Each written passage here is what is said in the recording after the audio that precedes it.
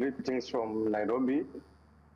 Today is very chilly in Nairobi, but the mood is still very good. It's a football season. Today is a rest day for the group. No any match in Nairobi, but we expect action to resume on Sunday. So the match against Angola, it was a tough one. It was a tough one. Angola were much technical, I'll admit that, because the first 10 minutes, they created a lot of chances, but a few minutes later, Kenya were able to relax and to start playing their own game and control the game. The early red card was a major blow to the team.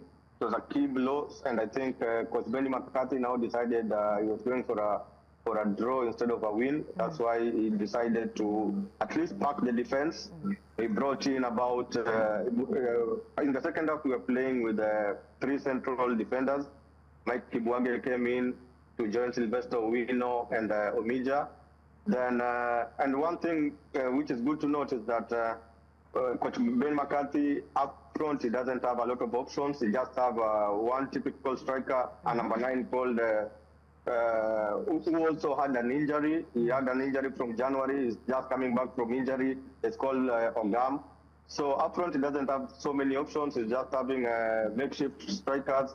So that's a challenge. But draw for that kind of match is a major plan. Okay, but with Morocco up next, what tactical adjustment do you think Ben McCarthy has to put into play in order to maintain the momentum for the Harambee? It's going to be a difficult one. Morocco, from where I sit, I think they are one of the favorites for this competition. It's going to be a very difficult one. But McCarthy, I think he has a rich bench. Even the players who are on the bench are equally good. Remember, against Angola, he made like 4 changes, and I still worked for him. But I'm very sure against Morocco it's going to be tight, given that Nabwire is out. He's struggling with a holding midfielder, because the holding midfielder at the moment is called Manzour, and Manzour is just a makeshift. His natural position is fullback 3. Okay. Yeah. I'm sorry to quote you there, but really need to go right now. But I will not let you go without getting your reaction from the hammer by the Confederation of African Football. Of course, I hear that Kenya has been fined 2.5 million Kenyan shillings for multiple security failures during this competition that is ongoing, that you are co-hosting.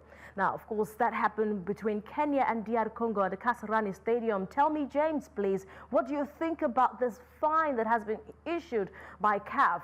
What is the reaction from the Federation as the president of the Journalist Forum? The Federation accepted the fine. I think it's a learning process. This is the first time Kenya is hosting an event of this magnitude from 1987. So I think it's a learning process, because on that day, a lot of politicians came to the stadium. There was a lot of excitement. They didn't know the protocols, but we've been working hard to inform the members of the public and even the VIPs on the do's and the don'ts of the competition, so that such a thing may not repeat itself. All right, how damaging could this incident be for Kenya's hopes of hosting future CAF competition? Because right now you said they were not told the do's and don'ts.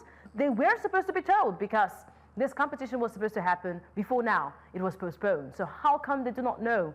How would this dent the hope of Kenya hosting future competitions? Pamoja, remember.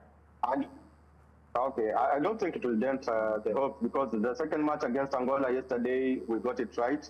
In fact, yesterday's match against Angola was more packed than even the first match, but everything went on seamlessly.